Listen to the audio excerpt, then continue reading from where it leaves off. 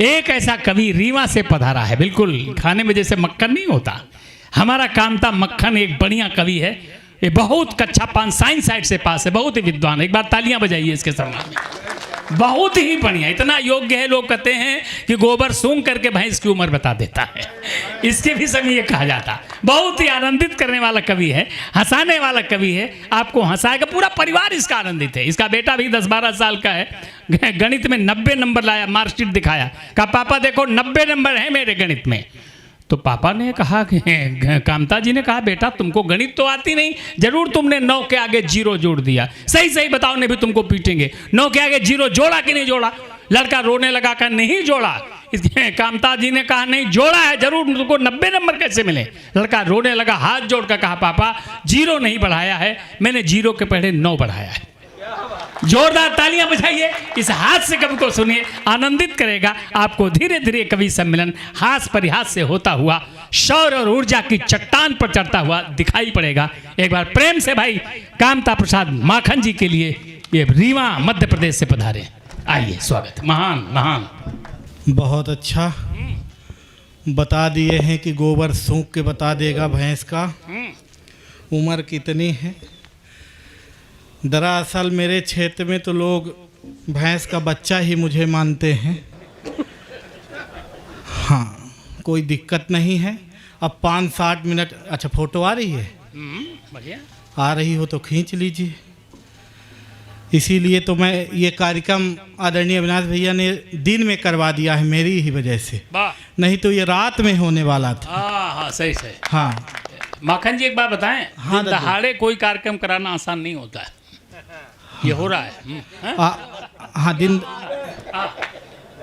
ये दद्दू का डर था कि रात में ना हो पाएगा, इसलिए दिन दहाड़े ही होगा। कोई दिक्कत नहीं। इस मंच की अध्यक्षता हमारे दादा के अग्निहोत्री जी कर रहे हैं। इस मंच को अब यहाँ से वहाँ तक पहुँचना है, हमको दद्दू तक पहुँचना है और दद्दू को मोक्ष तक पहुँचना है। अब ये मंच 5-7 मिनट के लिए मस्ती के साथ सुनिएगा, आनंद लीजिएगा। मैं हाँ, इस मंच में आदरणीय नर कंकाल हैं, नर उसमें मैं हूँ, कंकाल ये हैं। हाँ, आनंद लीजिएगा। मैं बड़ा सम्मानित आदमी हूँ, तो लगी रहा।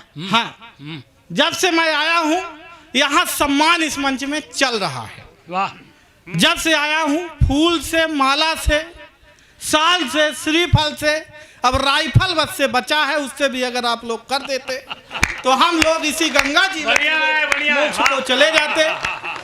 हाँ, मैं सम्मानित आदमी हूँ भी। मैं दरअसल भैया बहुत टैलेंटेड आदमी हूँ, मेरे अंदर टैलेंट कूट कूट के भरा है। ये अलग बात है कि इतना कूट दिया गया है कि इस तरह हो गया। मेरे अंदर टैलेंट ऐसे, अच्छा सम्मान इसलिए भी है कि मेरा सम्मान होता रहता है। एक सज्जन, मेरा सम्मान देखिए दद्दू, कि एक सज्जन सुबह सुबह मेरे घर आए, दरवाजा खटखटाए, दरवाजा खोलते हुए मैंने पूछा फरमाइए, वो मेरे हाथ में चना दिए और बोले पहले खाइए। मैं चना खाते हुए ही पूछा कि सुबह सुबह कहाँ से आ रहे हैं और ये बताइए चना क्यों खिला रहे हैं? वो बोले यही तो बता रहे हैं कि आज शनिवार है। मैंने कहा शनिवार हो, बुधवार हो, रविवार हो, पर आज चना क्यों खिला रहे हैं? वो बोले एक पंडित जी ने मुझसे कहा था कि शनिवार के दिन किसी काले कुत्ते को चना, शनिवार के दिन किसी काले कुत्ते को चना खिलाइए और काला कुत्ता मेरे हाथ से चना खाए। ये कुत्ते में कहाँ दम है? सर आप खा लीजिए। आप क्या? तालियां, वाह, बहुत बढ़िया माखन, वाह। और मेरा सम्मान देखिए रद्दू, मैं घर से आगे बढ़ा तो एक ऑटो वाले को हाथ दिया। भाई साहब, ऑटो वाले ने ऑटो रोकी, पीछे उसमें एक खूबसूरत लड़की बैठी थी, मोनालिसा की तरह। अच्छा, चर्चित नाम है आजकल का। हाँ, खूबसूरत लड़की बैठी थी। उसने कहा अगर तुम इसे चढ़ाओगे तो मैं उतर जाऊंगी। और मेरा सम्मान देखिए, हाँ। पीछे मेरी मैडम थी, वो दौड़ कर आई, उन्होंने दूसरे ऑटो वाले को हाथ दिया। भाई साहब दूसरे ऑटो वाले ने ऑटो रोकी, मैडम ने पूछा रेलवे स्टेशन तक का कितना लोगे? ऑटो वाले ने कहा 100 रुपए लूंगा। मैडम ने कहा अगर मेरे साथ ये मेरे प्राणनाथ भी चले तब कितना लोगे? ऑटो वाले ने कहा तब भी 100 ही रुपए लूंगा। मैडम ने तपाक से मेरी ओर देखा और कहा देखे जो 100 रुपए की कीमत है वो मेरी है, तुम्हारी फूटी ये है कविता। वाह वाह वाह वाह वाह वाह वाह वाह। और मेरा सम्मान देख, सम्मान कम नहीं हो रहा है। कहने का ढंग है साहब। वाह वाह वाह वाह वाह वाह। मैं अपने शहर अच्छा। रीवा चौराहे से अपनी सखी के साथ गुजर रहा था। हाँ सखी। हाँ सखी तो ऐसे कह रहे हैं दद्दू जैसे ना रही हो। मैं अपने सखी के साथ गुजर रहा था तो पीछे से एक लड़के ने कमेंट किया, देखो देखो आलिया जैसी लड़की है पर कालिया के साथ। देखो देखो आलिया जैसी। आप चश्मा लगाए हैं सर, आपको सादर प्रणाम कर लेता हूं। हाँ पिछले दिनों दद्दू ये मुझे मिले, मैंने कहा सर आप चश्मा लगाते हैं तो हमें उल्लू नजर आते हैं। ये बोले नहीं लगाता हूं बेटा तो तू गधा नजर आता है। तो उसने कहा कि जिसे तू कालिया कह रहा है यह व्यक्ति मुझे ऐसे नहीं मिला है। तो उसने पूछा कैसे मिला है? तो बताया कि सालों तक पूजा पाठ, सालों तक पूजा पाठ जप तप किए मैंने। ऐसे नहीं मिला दद्दू, वो सावन के 16 सोमवार व्रत रही है तब जाके मुझे पाई है। बाबा हाँ पिछले दिनों फिर थी। मैंने कहा अब क्यों रहती हो?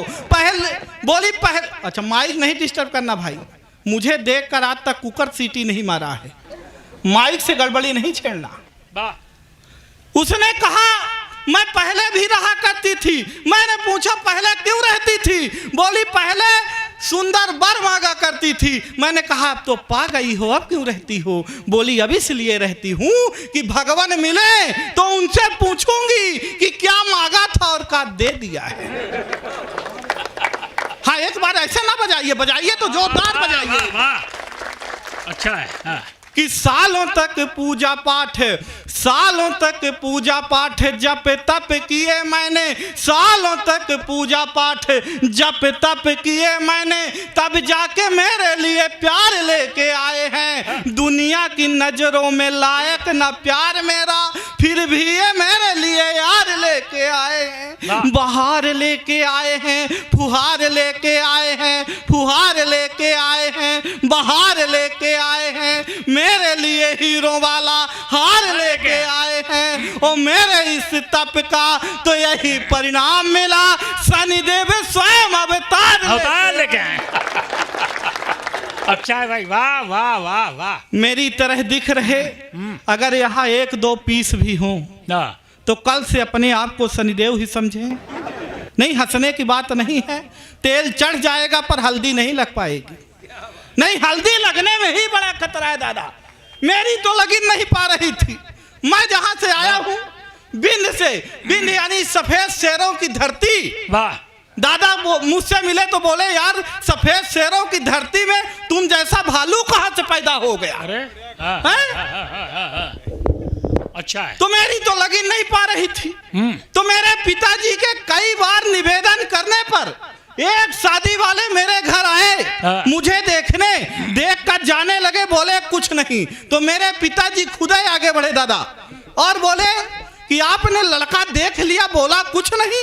उन्होंने कहा देखिए भाई साहब हमने लड़का देख लिया है, अब आप इसे ब्यूटी पार्लर वाले को दिखाइए। पिताजी ने कहा शादी ब्याह लड़के और लड़की के संबंध हैं, आप लड़की को दिखाइए। तब जाकर फिर मुझे लड़की देखने के लिए आई। आधा घंटे तक लड़की हमको देखती रही। अरे हम लड़की को देखते रहे, ना लड़की हमसे कुछ बोल रही थी ना हम लड़की से कुछ बोल रहे थे। आधा घंटे बाद लड़की ने हिम्मत करके बोली कि भाई साहब कि भाई साहब लड़का आपा ही है। भाई साहब लड़का आपा ही है। मैंने कहा जी बहन जी हम ही हैं। उसने कहा जब जब हम आपसे विवाह कर लेंगे हाँ। तो आप मुझे क्या मानेंगे? मैंने कहा जिंदगी। उसने कहा लानत है ऐसी जिंदगी पर जो आपसे विवाह करना पड़े। बहुत अच्छा, वाह। हाँ?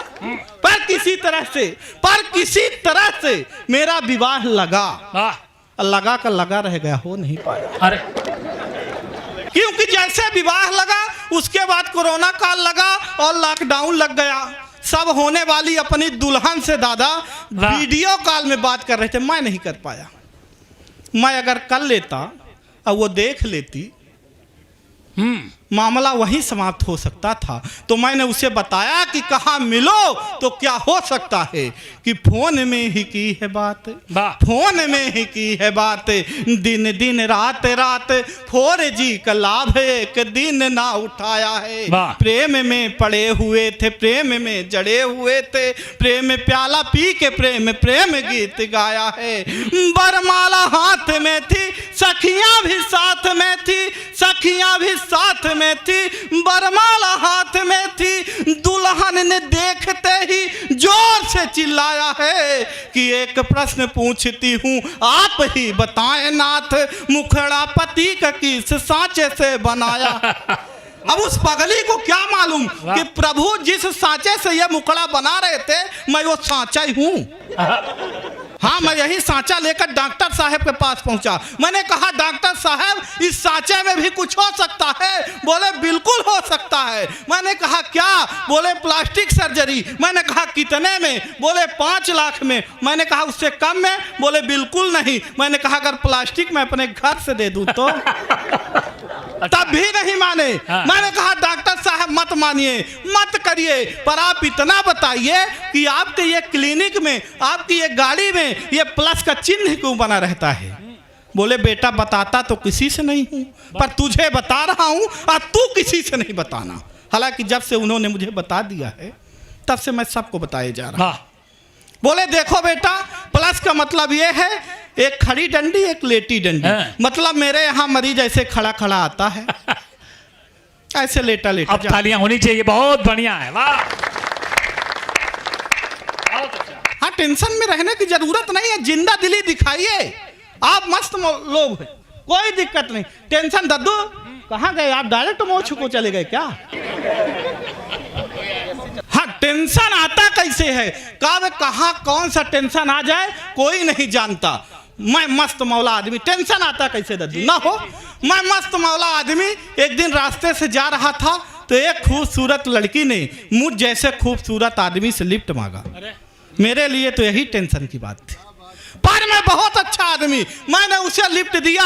भाई साहब कुछ दूर जाने के बाद उसे चक्कर आने लगे, मुझे और टेंशन हो गई। मैं उसे सीधे हॉस्पिटल लेके पहुंचा। 10 मिनट बाद डॉक्टर आया, बोला बधाई हो भाई आप बाप बनने वाले हो। मुझे और टेंशन, बोला बधाई हो भाई आप बाप बनने वाले हो। मुझे और टेंशन हो गई। मैंने कहा कदापि नहीं, होने वाले बच्चे का बाप मैं नहीं हूं। तभी वो लड़की आ गई, बोली नहीं यही है तो और टेंशन। भाई साहब मेरा मेडिकल चेकअप कराया गया और रिपोर्ट ये आई, मैं तो कभी बाप ही नहीं बन सकता। और टेंशन हो गई। फिर मुझे ख्याल आया घर में मेरे 2 बच्चे, वो किसके? और टेंशन हो। इतने में नरकंकाल दादा का फोन आया। बोले बेटा तुझे इतनी टेंशन है तो तू मेरे घर आ। मैं इनके घर पहुंचने ही वाला था कि एक छोटे से बच्चे से पूछ लिया नरकंकाल जी का घर जानते हो? बोला हाँ यही बगल वाला जहां से मियाँ बीबी की लड़ने की आवाज आ रही है। मैंने कहा तुम उन्हीं के बेटे हो? बोला इसी बात पे तो अंदर झगड़ा चला चला। टेंशन टेंशन समाप्त ही नहीं हो रही। पर आप लोग मत रहिए टेंशन में, आप लोग प्रयाग में हैं, कोई दिक्कत नहीं। प्रयाग के तो ऐसे भी कमाल कमाल के बच्चे होते हैं। मैं पिछले दिन यहाँ आया दादा, मैंने एक बच्चे, मैं विद्यालय गया तो वहाँ अधिकारी पहले से आए हुए थे। मैंने वहाँ अधिकारी एक बच्चे को खड़ा करके पूछ रहे थे बेटे बताओ कि शंकर भगवान का धनुष किसने तोड़ा? अब लड़का प्रयाग का था तो खड़ा होते ही बोला भगवान का समय ने तो नहीं तोड़ा, ये रामू तोड़ा होगा, ये टंटपाली करता है। मास्टर साहब ने अधिकारी साहब ने मास्टर साहब को बुला लिया कि कैसे बच्चों को पढ़ाते हो, इनको तो यही नहीं मालूम कि शंकर भगवान का धनुष किसने तोड़ा। मास्टर भी, वो भी प्रयाग के, उन्होंने कहा देखिए सर, ये मेरे पढ़ाए बच्चे हैं, ये कुछ भी कर सकते हैं पर धनुष नहीं तोड़ सकते। अधिकारी आगे बढ़ गए प्रिंसिपल साहब के पास कि कैसे मास्टर है और कैसे बच्चे, इनको तो यही नहीं मालूम कि शंकर भगवान का धनुष किसने तोड़ा। प्रिंसिपल भी, वो भी कमाल के, वो भी प्रयाग के, उन्होंने कहा देखिए सर, फालतू की बात छोड़ दीजिए, आप सिर्फ इतना बताइए कि दूसरा धनुष कितने में आएगा। कमाल कमाल के बच्चे हैं, कमाल कमाल के लोग हैं। एक दिन मास्टर साहब ने पूछ लिया, बेटा ये बताओ तीसरी आंख और तांडव किसे कहते हैं। अब प्रयाग का बच्चा था, वो खड़ा होकर के बोला देखिए सर, आज आप घर जाइए और गुरु माता जी को कहिए कि आज खाना बाहर खाया जाएगा। अब आप बाहर निकल जाइए और अपना फोन बंद कर लीजिए, 3 घंटे बाद वापस घर जाइए और फिर माता जी से पूछिए कि क्या खाना बनाई हो। फिर जो नेत्र खुलेगी उसे तीसरी नेत्र कहते हैं, और जो घर पर होगा उसी को तांडव कहते हैं। कमाल के बच्चे।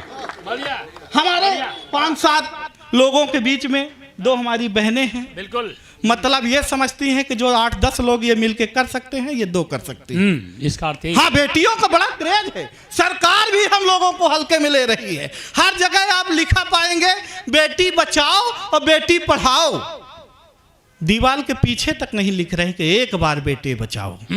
बेटे इसी नर्मदा नदी से, गंगा नदी से बह के आए, इनको कूड़े में फेंक दो, इनका कहीं सम्मान नहीं है। लेकिन क्यों नहीं है ये मैं बताऊंगा कि बेटियों का क्रेज यार, बेटियों का क्रेज यार एकाएक बढ़ गया है। बेटे तो एक साथ चूल्हे में जा रहे, बेटे तो माता पिता की नाक कान काटते हैं, बेटियों को घर की यार लक्ष्मी बता रहे। बेटी को पढ़ाओ यार, बेटी को बचाओ यार, नेताजी भी आज बेटी बेटी गुण गा रहे। मैं मानता हूँ बेटियाँ की गोल्ड मेडल ला रही, पर बेटे भी यार गोल्ड फ्लैग लेके, बेटे भी कुछ ना कुछ कर रहे हैं। बेटियों का सम्मान होना चाहिए पर बेटों का भी सम्मान होना चाहिए। पर आज का ये दौर किधर जा रहा है। मैं उन लोगों से, उन फिल्म दुनिया वालों से कहना चाहता हूं कि अगर एक साथ परिवार बैठकर हम कोई फिल्म न देख पाए तो ऐसी फिल्म मत बनाइए। ऐसा बड़ा भारत बनाने की कोई जरूरत नहीं। तब कहना चाहता हूं कि तुम भारत को भारत रहने दो, तुम भारत को भारत रहने दो, न इसे एडवांस करो जी। तुम भारत को भारत रहने दो, न इसे एडवांस करो जी। तुम सिर्फ भारत के संस्कार बचाओ, न लुंगी डांस करो जी। शीला की ये भरी जवानी जान रहे हो तुम, ओए ओए ओए हनी सिंह पहचान रहे हो तुम। ये 2-4 बाटल के चक्कर में बस वही होता है। यही तमाशा देख के घर का हर बच्चा यूं खोता है। भारत को न चीन, न जापान, न ये फ्रांस करो तुम सिर्फ भारत के संस्कार बचाओ। न लुंगी डांस करो तुम, न लुंगी डांस करो तुम, न लुंगी डांस। आदरणीय अध्यक्ष जी को अंधाधुंध प्रणाम करता हूँ। बाकी कवियों को मूसलाधार प्रणाम करता हूँ, कवियत्रियों को धुआंधार प्रणाम करता हूँ। वाह। और लेखपाल संघ के जितने भी यहाँ कार्यकर्ता बैठे हैं, आप सबको चैला फार प्रणाम करता हूँ। संचालक जी को कुछ कह नहीं सकता हूँ। तिवारी जी हैं, इनको प्रणाम करते डरता हूँ। नारायण दत्त तिवारी को प्रणाम किया था, उनका DNA टेस्ट हो गया था। अब इनको प्रणाम करूं, पता नहीं इनका क्या क्या टेस्ट हो। एक बार सुंदर संचालन के लिए जोरदार तालियां बजा दीजिए। आदरणीय डॉक्टर विभा तिवारी जी के बाद हमको ऐसे लगा दिया है जैसे सुंदर कांड के बाद लंका कांड आता है। हाँ, या ये समझ लो कि जैसे कि ताजमहल के बाद इमाम बाड़ा खड़ा कर दिया गया हो। तालियां थोड़ा सा कमज़ोर है। लेखपाल लोग बैठे, सागर जी को विशेष प्रणाम करता हूँ, अवनीश पांडे जी को विशेष प्रणाम करता हूँ। ज़्यादा आपका टाइम नहीं खाऊंगा। अभी बहुत सुंदर सुंदर प्यार मोहब्बत के शेर पढ़ रही थी आदरणीय। वास्तव में अच्छा, हम आज तक ये नहीं समझ पाए कि शायरों के दिमाग में शेर कहाँ से आते हैं। एक बार शेर के दिमाग में लोग आ जाएं, इसलिए अब हम शेर नहीं पढ़ेंगे। हाँ, हम लकड़ बग्घे पढ़ेंगे।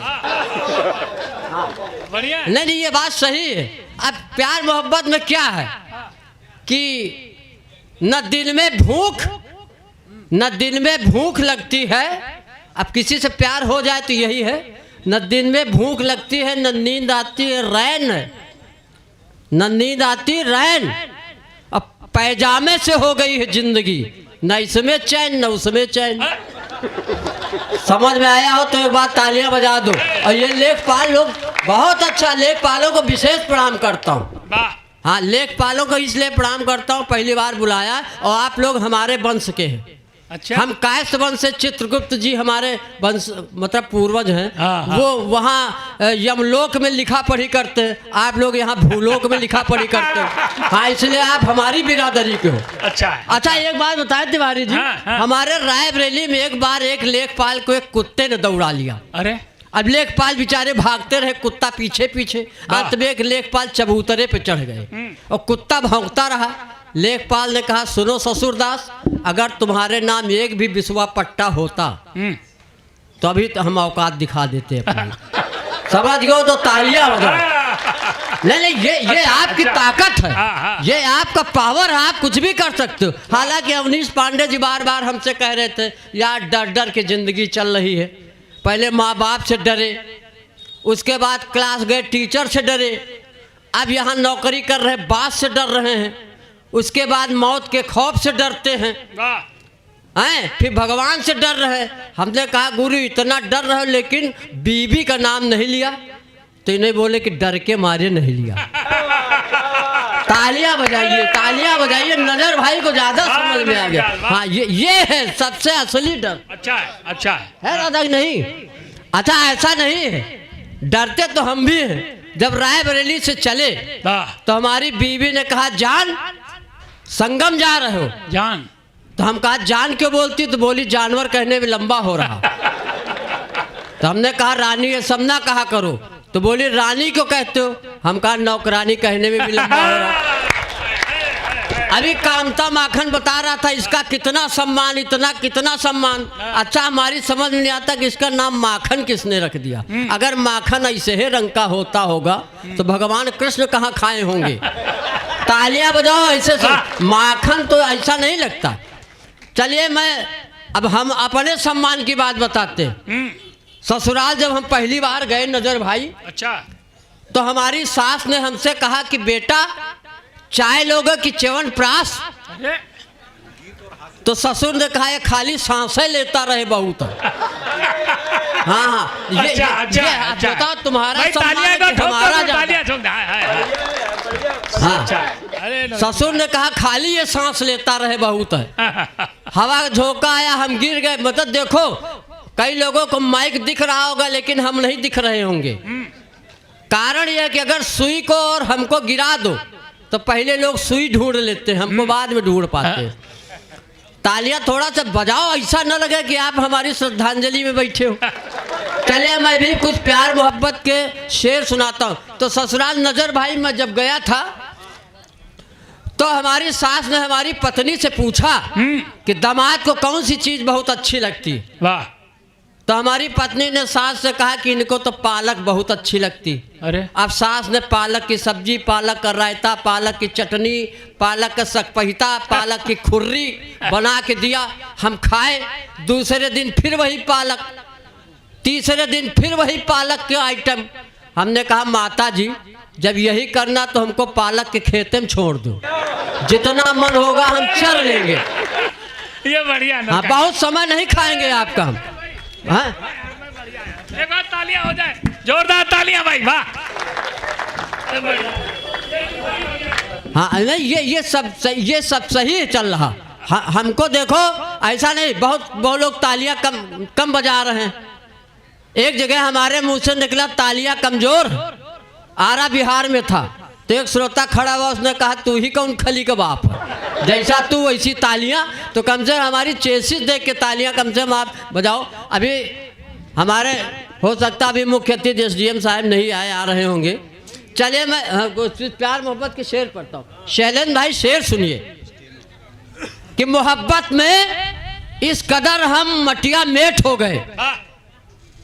डॉक्टर विभा जी कि मोहब्बत में इस कदर हम मटिया मेट हो गए, और प्रेमिका की शादी हो गई, हम 2 दिन लेट हो गए, और वो आज भी लग रही है ताजमहल, एक हम है कि पिचके हुए कोलगेट हो गए। प्यार है, प्यार मोहब्बत के लिए ऐसा नहीं। अब योगी सरकार है तो इसलिए हम लोग डर डर के करते हैं प्यार मोहब्बत। हाँ, योगी बाबा से हमने बहुत पहले कहा था, हमने कहा ऐसा करो, प्यार पे प्रतिबंध काहे लगा दिए, राम की धरती कृष्ण की धरती। तो उन्होंने कहा जिस सुविधा का लाभ हम खुद नहीं ले सकते। हाँ, तालियां थोड़ा सा कमजोर, तालियां ऐसी लगनी चाहिए। नहीं देखो, प्यार मोहब्बत के चक्कर में कुछ भी हो सकता है। योगी बाबा ने बहुत अच्छे काम किए, उन्होंने कई शहरों के नाम बदल दिए। जैसे उन्होंने फैजाबाद का नाम अयोध्या रख दिया, उन्होंने इलाहाबाद का नाम प्रयागराज रख दिया। हम कहा गुरु जब इतने नाम बदल रहे हो तो बाबा राम रहीम का नाम प्रेम चोपड़ा रखो। क्या मतलब है? तो मैं प्यार मोहब्बत के कुछ पंक्तियां और पढ़ता हूँ कि प्यार का बल्ब जलाए रहिए, बस फ्यूज होने से बचाए रहिए, लाइन इंगेज है तो होने दो, फोन नंबर मिलाए रहिए, आजकल एज घटाने के लिए डाई बालों में लगाए रहिए। एक दिन हम डाई लगा के आए तो एक पत्रकार ने हमसे पूछा कि नरकंकाल तुम क्यों डाई लगाए हो? हमने कहा हम गांधी जी के भक्त हैं, और गांधी जी कहा करते थे डू आर डाई। अरे तो हम तब तक डाई करेंगे जब तक डाई न हो जाए। मैं अपने प्यार की दास्तान सुनाता हूँ आपको। ऐसा नहीं कि नरकंकाल को देखो तो आपको लगता होगा कि नरकंकाल की चेसिस देख के लगता होगा कि कहाँ ये प्यार कर सकता है, लेकिन मैं बताता हूँ हमने भी एक प्रेमिका पाल रखी है। एक दिन प्रेमिका ने हमसे कहा कि मैं तुम्हारे लिए मर जाऊंगी। हम कहा तुम मर जाओगी तो हम भी बुर्ज खलीफा से कूद के मर जाएंगे। तो बोली तुम क्यों मरोगे? हमने कहा ऐसा तुम्हारे चक्कर में इतनी उधारी हो गई है कि जिंदा रहने से मर जाने ठीक है। एक कविता मैं पढ़ता हूं कि मेरी प्रेमिका गोबर फेंकने के बहाने आती थी। हमारा स्टैंडर्ड देखो, ऐसी ही प्रेमिका होगी कि मेरी प्रेमिका गोबर फेंकने के बहाने आती थी, घंटों हमसे बतियाती थी, हंसती थी, मुस्कुराती थी, जीने मरने की कस्में खाती थी। मोहब्बत के दुश्मन चंडालों ने भैंसी बेच दिया उसके घर वालों। ये रे, अब बताओ हमारे प्यार का ऐसा नया अलंकार है, नई खोज है। एक बार तालियां, वाह। हाँ, बस इससे ज्यादा तालियां ना बजाना, इतने हमारे बाल बच्चे पल जाएंगे। अवनीश भैया आप बार बार कहाँ जा रहे हो? अच्छा, पेट खराब है। अच्छा, पेट खराब है तो ऐसा नहीं, एक आदमी का पेट खराब था तो डॉक्टर के पास गया, डॉक्टर ने दवाइयाँ दी। अच्छा, वो आदमी मतलब पूजा पाठ करता था, तो डॉक्टर ने दवाइयाँ दी तो कहा कि साहब फायदा होगा? कहीं बिल्कुल फायदा होगा, परहेज करो। अब वो पुजारी था तो डॉक्टर ने कहा ऐसा है जोर से शंख न बजाना। समझ गए हो तो तालियां बजा सकते हो आप लोग। हाँ, ये सब चलता रहता है। मैं निवेदन करता हूँ आप थोड़ी देर हंसी और मस्ती में डूब जाइए। टेंशन तो आपको आपके घर वाले दे रहे हैं, पड़ोसी दे रहे हैं, रिश्तेदार दे रहे हैं, इसलिए आप टेंशन में बिल्कुल न बैठे कि मेहनत की करो पूंजा गरीबी भाग जाएगी। मेहनत की करो पूंजा गरीबी भाग जाएगी, भलाई करोगे बदनसीबी भाग जाएगी, अब मुस्कुराओगे तो पड़ोसन गाल चूमेगी, और मुंह लटका के बैठोगे तो बीवी भाग जाएगी। तो इसलिए मुंह लटका के मत बैठो। बिल्कुल, बहुत बढ़िया, नया सुन रहे हैं। पसीने की करो पूंजा गरीबी भाग जाएगी, पसीने की करो पूंजा गरीबी भाग जाएगी, भलाई करोगे बदनसीबी भाग जाएगी, और मुस्कुराते रहोगे पड़ोसन गाल चूमेगी, और मुंह लटका के बैठोगे तो बीवी भाग जाएगी। हाँ, तो बिल्कुल एकदम खुल के बैठो। आप संगम में बैठे, संगम तट पे बैठे। हम भी अभी आए तो एक बाबा जी से मिलके आए। अच्छा, अब वो IIT वाले बाबा नहीं थे। हाँ, तालियां बजाओ। हमने उनको हाथ दिखाया, हमने कहा बाबा जी हमारा हाथ देखो। उन्होंने हाथ को देखा, बड़ी देर तक विचारा, फिर हमसे बोले भैया तुम्हारे ऊपर चल रही शनि की 7.5 ढैया, बाबा 500 निकालो, बिगड़ी दशा को संभालो। हमने कहा बाबा जी 500 तो नहीं है आज, कहीं तुझको नहीं आती लाज, 251 ला। हमने कहा नहीं है बाबा, बोले देख भाई देख, अच्छा अब दे दे 101। वाह हमने कहा बाबा बात सही है पर मेरे पास टका नहीं। बोले जब तू इतना है फटीचर तो क्या कर लेगा तेरा सनीचर। ये हो जाता है, ये सारी चीजें हो जाती। हाँ अच्छा, ये सारी चीजें हो जाती भाई। वाह वाह वाह वाह वाह। शैलेंद्र भाई, ये मात्र शक्तियों की बात चलती है, हमारे बीच में मात्र शक्तियां भी बैठी हैं। मात्र, इनको विशेष प्रणाम करता हूँ। मात्र शक्तियों को इसलिए प्रणाम करता हूँ, जब आप बैंक जाते हो विड्रॉल भरते हो तो लिखते हो 2000 रुपये मात्र। मात्र किसी के औकात नहीं लिखो 2000 रुपये पित्र, तुम्हारा विड्रॉल नहीं पास होगा। पहले हम कार्यक्रम में जाते थे, माँ को प्रणाम करके जाते थे, कार्यक्रम सफल हो जाता था। अब माँ नहीं है लेकिन वो परंपरा चल रही। अच्छा है। पहले अपनी माँ को प्रणाम करता था, अब बच्चों की माँ को प्रणाम करके आता हूँ। कार्यक्रम अब भी सफल हो रहा। ये सब चलता रहता हमारे यहाँ। तो मैं बताता हूँ, एक हमारे देश में कई घटनाएं होती रहती हैं, लेकिन कुछ नया पढ़ने का मन। बहुत बढ़िया, वाह वाह। और यहीं से मैं जोड़ता हूँ एक कविता आपके बीच में, जहाँ संगम में 3 लोग बहुत वायरल हो गए। वाह वाह वाह वाह। चौथे हम है वायरल होने आए। हम वायरल तो ना हो लेकिन वायरल फीवर जरूर है। हाँ, सबके चढ़ जाएंगे। वाह। हिरनी सी आंखों वाली को हिरन हेरने लगे। नई कविता है भाई। हिरनी सी आंखों वाली को हिरन हेरने लगे, सब मीडिया वाले उसको घेरने लगे। बाबा अब माला बेचने आई थी, माला खरीदने से पहले उसी के नाम की सब माला फेरने लगे। बढ़िया बढ़िया लोकेंद्र, वाह वाह वाह वाह वाह वाह वाह वाह वाह। हे मोनालिसा, चालू कसम भगवान की कसम, माई के कहते हम 2 बारा गेहूं बेच के आन के मोनालिसा के दर्शन करब। हे मोनालिसा, तूने तो बदल दी कुंभ की दिशा। कुंभ की दिशा। संगम में कूदने वाले तेरी आंखों की गहराई में कूद गए। संगम में कूदने वाले तेरी आंखों की गहराई में कूद गए। और माला क्या बेचने आई, बहुतों के हाथ से माला छूट गए। बहुतों के हाथ से माला छूट गए। और समुद्र मंथन के बाद जैसे विष्णु मोहिनी का रूप धरकर आए, नैनों की मदिरा असुरों को और देवताओं को अमृत पिलाए। मुझसे नहीं रहा गया, रूप सौंदर्य नहीं सहा गया। मैंने बेच डाला 2 बोरा धान, प्रयाग को किया प्रस्थान। यहाँ आते ही पता चला वो चली गई। मेरी दिल की दुनिया छली गई। दौड़ा दौड़ा आया, IIT बाबा के चरणों में सिर झुकाया। हमने कहा हे बाबा, मेरे सिर पे अपना हाथ फिरा दो, एक बार फिर उस अप्सरा के दर्शन करा दो। बहुत अच्छा, बहुत अच्छा। मैंने कहा IIT बाबा, मेरे सिर पे हाथ फिरा दो, एक बार फिर उस अप्सरा के दर्शन करा दो। उसने कहा मुझको देख, मैंने खुद नौकरी और छोकरी को मार दी है लात। मुझसे करना है तो कर सिर्फ धर्म और अध्यात्म की बात। क्या बात है। आदरणीय ने जिस कविता के लिए आदेशित किया है वो कविता पढ़ूंगा।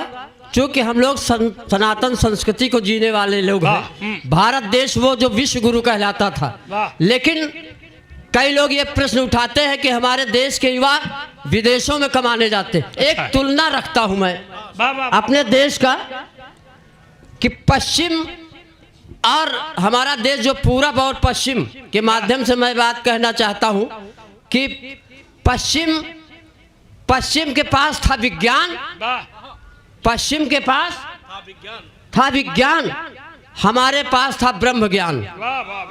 हमारे पास था ब्रह्म ज्ञान। और एक बताता हूं, अगर आइंस्टीन भारत में जन्मते, अगर आइंस्टीन भारत में जन्मते तो हिमालय की कंदराओं में मंत्र जाप या हनुमान चालीसा पढ़ रहे होते।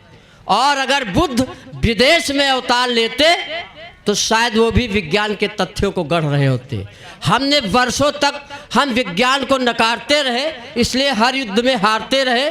लेकिन एक निवेदन करता हूं कि अगर भारत का ज्ञान और पश्चिम का विज्ञान एक हो जाए तो समूची पृथ्वी मानवता की पोषक और नेक हो जाए। और जिस कविता के लिए आदरणीय तिवारी जी ने आदेशित किया है, जो ज़्यादा समय नहीं लेना चाहता, मेरी आदत नहीं है, तो मैं वो कविता पढ़ता हूँ, ज़्यादा टाइम नहीं लेता हूँ क्योंकि बहुत समय लेना ठीक नहीं है। एक बार इंटरव्यू चल रहा था तो एग्जामिनर ने कहा जो कम शब्द बोलेगा उसी का सिलेक्शन होगा।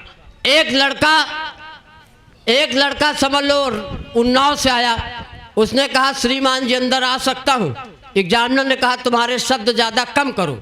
एक लड़का लखनऊ से आया, उसने कहा मे आई कम इन सर। एग्जामिनर ने कहा तुम्हारे भी शब्द ज़्यादा कम करो।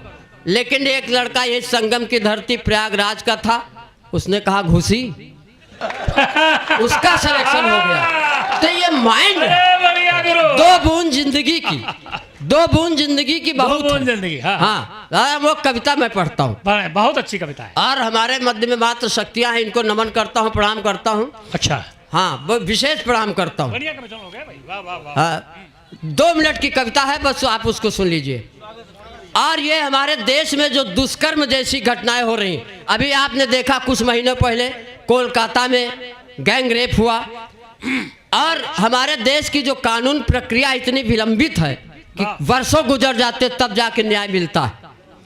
महाभारत से 4 पात्र उठाता हूँ और दुष्कर्म जैसी घटनाओं पे एक आपके बीच में सवाल छोड़ के जाता हूँ। धृतराष्ट्र ने पूछा संजय आज के क्या समाचार है? संजय बोला महाराज कुछ मत पूछिए, हम बेबस हैं, लाचार हैं। धृतराष्ट्र ने कहा डरो नहीं, साफ साफ कहो, जो देख रहे हो वो कहो, भावनाओं में मत बहो। संजय बोला महाराज हस्तिनापुर ही नहीं पूरा देश रो रहा है, आपके दरबार में द्रौपदी चीरहरण हुआ था, पर आए दिन गैंग रेप हो रहा है। मानवता मरणासन्न है, धर्म की थम रही सांसें, महाराज मैं आज भी देख रहा हूँ पेड़ से लटकती हुई लाशें। ये सुनकर गांधारी रोने लगी, आंखों में बंधी पट्टी आंसुओं से भिगोने लगी। बोली काश यदि मैं पहले जान जाती, कदापि अपनी छाती का दूध कौरवों को नहीं पिलाती। धृतराष्ट्र ने कहा संजय पहेलियां मत बुझाओ, ये गैंग रेप कैसे संस्कृत में समझाओ। संजय बोला महाराज ये शब्द किसी संस्कृत में आ नहीं सकता, और जिस देश की संस्कृति में आ गया उसे कोई बचा नहीं सकता। अरे क्या कविता है भाई, वाह वाह वाह वाह वाह। संजय बोला महाराज ये शब्द संस्कृति में आ नहीं सकता, और जिस देश की संस्कृति में आ गया उसे कोई बचा नहीं सकता। इसलिए अंतिम पंक्तियां पढ़ता हूं और आपकी संवेदना लेना चाहता हूं। संजय बोला महाराज जब तक पांचाली दुशासन के रक्त से अपने केस नहीं धोएगी, इस राष्ट्र की संस्कृति इसी तरह रोएगी। और जब तक भीम की गदा दुर्योधन की जांग नहीं तोड़ेगी, ये बीमारी ये समस्या देश का पिंड नहीं छोड़ेगी। धन्यवाद धन्यवाद, जय गंगा मैया। आदरणीय चाचा जी ने कहा कि मेरा लड़कों पर बहुत अच्छा गीत है, मैं भी चाहती हूँ कि वो आप तक पहुँचाऊँ। उसके पहले मैं कुछ छंद पढ़ने का प्रयास करती हूँ, यदि आपका भी मन है तो एक बार तालियों से मुझे सूचित कर दें, मैं पढ़ती हूँ। हमारी प्रशंसा में बहुत कुछ लिखा गया है, इस बेटी ने आपकी बहन ने कोशिश की है आपकी प्रशंसा में कुछ लिखने का, और वो प्रशंसा मात्र नहीं है, आप वास्तव में जैसा जीवन जीते हैं जैसे हैं वैसा उकेरने का मैंने प्रयास किया है। मैं छंद लिख रखती हूँ, सुनना। चपल नयन मुखमंडल मयंक सम, चपल नयन मुखमंडल मयंक सम, रद्दियों में घुलते हैं ख्वाब जैसे लड़के, रद्दियों में घुलते हैं ख्वाब जैसे लड़के, जिम्मेदारियों के कंटकों में है घिरे, परंतु खुशबू बिखेरते गुलाब जैसे लड़के, खुशबू बिखेरते गुलाब जैसे लड़के। दोनों हाथ जेब में जो डाल के हैं डोलते तो, दोनों हाथ जेब में जो डाल के हैं डोलते तो, लगते हैं हिंद के नवाब जैसे लड़के, लगते हैं हिंद के नवाब जैसे लड़के। नयनों को देखो तो शराब जैसे लड़के हैं, दिल को जो देखो तो किताब जैसे लड़के, दिल को जो देखो तो किताब जैसे लड़के। और हम कितना भी श्रृंगार करके खूबसूरत बन जाएं, किंतु सत्य तो ये है जब आप एक जिम्मेदारी उठाने का निर्णय ले लेते हैं, आपसे खूबसूरत कोई नहीं लगता दुनिया में। तब एक छंद 4 पंक्तियां और सौंपती हूँ कि चांद की चंदनिया में धुली धुली लड़कियाँ, चांद की चंदनिया में धुली धुली लड़कियाँ, सांझ के स्नेह से संवारे हुए लड़के, सांझ के स्नेह से संवारे हुए लड़के, फागुनी फुहार के सजाए हुए रूप सभी, जेठ की तपिश के दुलारे हुए लड़के, जेठ की तपिश के दुलारे हुए लड़के, भाग्य से सताए गए प्रेम में रुलाए गए, इसलिए थोड़े थोड़े खारे हुए लड़के, इसलिए थोड़े थोड़े खारे हुए लड़के, ठान ले तो दुनिया के सारे युद्ध जीत लेंगे, कारे कारे नयनों पे हारे हुए लड़के, कारे कारे नयनों पे हारे हुए लड़के। भाई क्या अंत्यानुप्रास है भाई, कारे कारे हारे हारे अंत्यानुप्रास। प्रेम आज भी अध्यात्म पर हावी हो जाता है, एक मोनालिसा की खूबसूरत आंखों ने बता दिया। लोग यहाँ पर कुंभ नहाने आए थे और उसकी आंखों में डूबकर वापस चले गए। मैं 4 पंक्तियां और रखती हूँ, एक छंद और रखती हूँ, फिर मैं गीत से समझ जोड़ती नहीं हूँ। पाया कि उसकी आंखों में कितनी गहराई है कि आज मंच पर भी छाई रही। दुनिया में कम से कम मंचवा तो रहता। धन्य हो मोनालिसा, मैं जहाँ पंक्तियां कहीं। सौंपती हूँ। हाँ गुरु जी, हम समझ रहे हैं आपको दादा। एक बार तालियां आपकी जी। हम सब तो समझने की अभी कोशिश कर रहे हैं, सब समझे हुए हैं।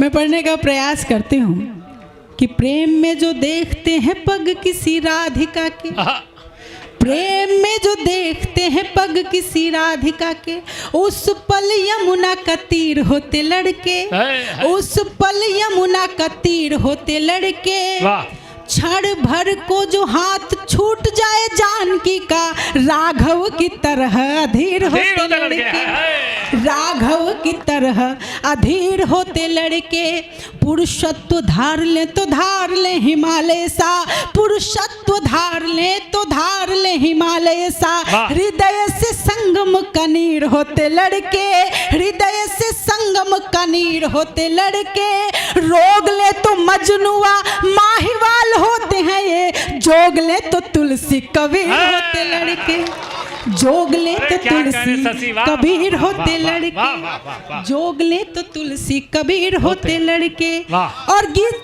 की यात्रा आप तक कराऊं उसके पहले मैं चाहती हूं आप गीत का मन बनाएं, एक बार तालियों से मुझे आदेशित करें, मैं गीत पढ़ने का प्रयास करती हूँ। और बढ़िया आयोजन हुआ। मेरे शब्द और आपके भाव, आपका जीवन यदि आपको नजर आ जाए, आपका बेटा, आपका छोटा भाई यदि मेरे गीत में नजर आ जाए तो मुझे नेह दीजिएगा। अच्छी कविता, वाह। उलझे घुंघराले बालों में, वाह वाह, सुलझे सुलझे लड़के। ये भाई साहब के बाल देखिए और मेरी पंक्तियां सुनिए कि उलझे घुंघराले बालों में, सुलझे सुलझे लड़के, कॉलेज के हीरो पर घर में सहमे सहमे लड़के, माँ की नजर बचाकर छत पर जाने वाले लड़के, और गली की बबली से बतियाने वाले लड़के, और गली की बबली से बतियाने वाले लड़के, प्रीत की बारिश से अंतस की धरा भिगोते हैं, बड़े बावले लगते हैं जब प्यार में होते हैं, जब प्यार में होते हैं, हाँ बड़े बावले लगते हैं जब प्यार में होते हैं।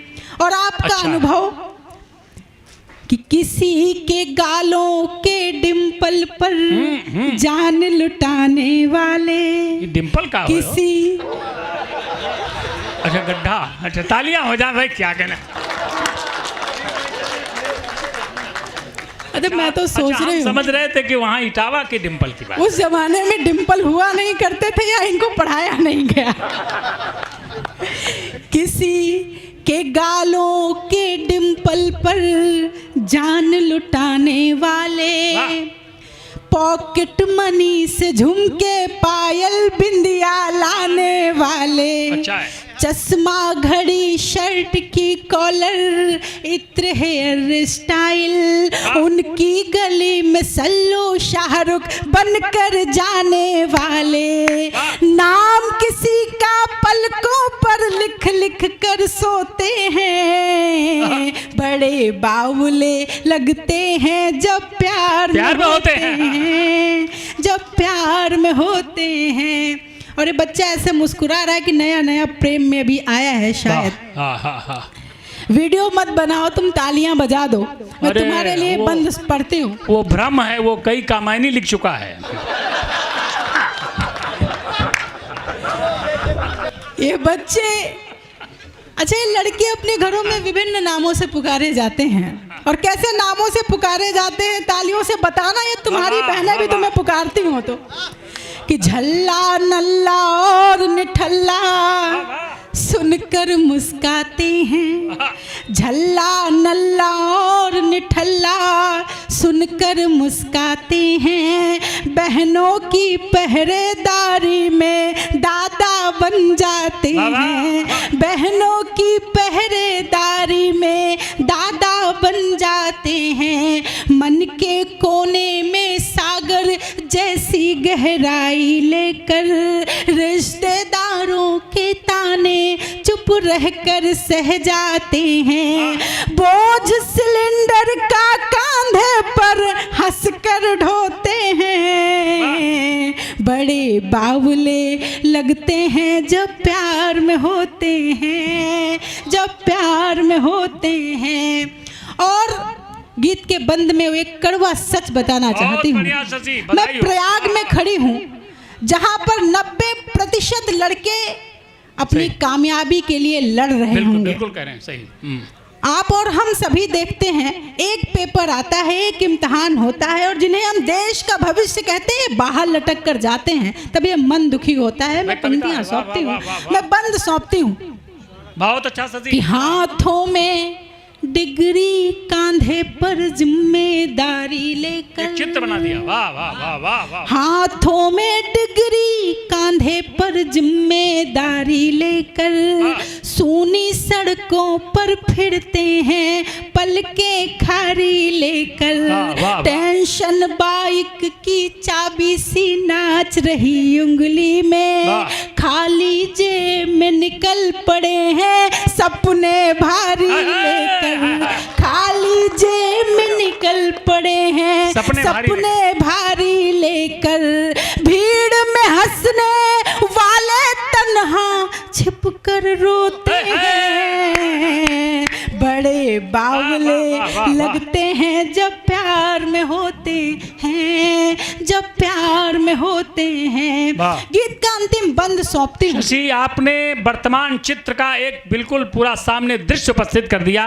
एक बार पूरा सदन अपनी इस बेटी को दोनों हाथ उठा करके तालियों का अभिनंदन करे। बहुत आभार व्यक्त पूरा करती चित्र हूँ। प्रस्तुत कर दिया इस बेटी ने, वाह वाह वाह। जहाँ पर हम खड़े हैं ये संगम है, यहाँ पर अध्यात्म भी है, प्रेम भी है। जब हम साहित्यकारों पर एक कर्तव्य का एक बोझ होता है, यदि हम उसे निभा नहीं सके तो कहीं ना कहीं अधूरापन रह जाता है, एक खालीपन रह जाता है। हम यहाँ से श्रृंगार की बातें कर लें, प्रेम की बातें कर लें, मनोरंजन की बातें कर लें, लेकिन सच्ची बात यदि नहीं कह सके तो काहे का साहित्य, समाज का दर्पण। सही बात है, वाह, बहुत अच्छा। मैं अंतिम बंद सौंपती हूँ। बहुत अच्छा। इन सभी जिनके सिर पे बाल आप देख रहे हैं, जिनके सिरों पे चांदी है, इनके अनुभवों की बात करती हूँ, इनके त्याग की बात करती हूँ। यदि बंद में आपके लिए टूटी चप्पल पहनकर घूमता हुआ आपका पिता याद आ जाए, जिसने आपको ब्रांडेड शूज दिलाए हैं, तो मुझे आशीर्वाद देना। यदि आपका बड़ा भाई याद आ जाए जो आपके लिए दिन भर खटता है लेकिन कहता है छोटे भाई तुम्हें पढ़कर अफसर बनना है, तो मुझे अपना आशीर्वाद देना। मैं बंद सौंपती हूँ। भाई कविता हो गई आज। कि कभी दवाई कभी विदाई में बिक जाने वाले, वाह, कभी दवाई कभी विदाई में बिक जाने वाले, सपनों से कर्जा लेकर परिवार चलाने वाले, सपनों से कर्जा लेकर परिवार चलाने वाले, माँ पापा भाई बहनों पत्नी बच्चों की खातिर उम्र बेच देते हैं सारी उम्र कमाने वाले, उम्र बेच देते हैं सारी उम्र कमाने वाले, खुद को पाने की खातिर खुद को ही खोते हैं, बड़े बावले लगते हैं। और मैं वहाँ पर बैठूं उसके पहले एक कर्तव्य का निर्वहन और कर लेना चाहती हूँ। जी जी। हमारे बीच हमारी बहनें बैठी हैं, हाँ हाँ, सिर पर आंचल डालकर पूरी संस्कृति को संभाले ये जो बहनें बैठी हैं, भाभियां बैठी, मैं इनको प्रणाम करती हूँ और चार पंक्तियां आपको सौंप कर यहाँ से जाना चाहती हूँ। ये बेटियां आंगन के लिए क्या होती हैं, घर के लिए क्या होती हैं कि महकी महकी सी फुलवारी होती है, महकी महकी सी फुलवारी होती है, तुलसी चौरे की अगियारी होती है, एक डोरी में कितने आंगन बांध रही बेटी सब रिश्तों पर भारी होती है। और ये बेटियां गर्भ में मार दी जाती हैं।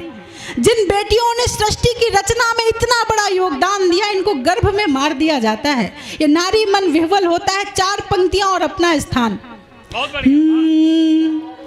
कि हिरनियां मार दी, मछलियां मार दी। मुझे विदाई की तालियां दीजिएगा, एक बार पूरा सदन तालियां बजाइएगा जब मैं यहाँ से विदा लूँ। आप सुनिए पहले कि हिरनियां मार दी, मछलियां मार दी, रंग भरती थी जो तितलियां मार दी, रंग भरती थी जो तितलियां मार दी। मारना आपको क्रोध छल लोभ था, मारना आपको क्रोध छल लोभ था, आपने कोख में बेटियां मार दी, आपने कोख में बेटियां मार दी। बहुत अच्छा, बहुत अच्छा।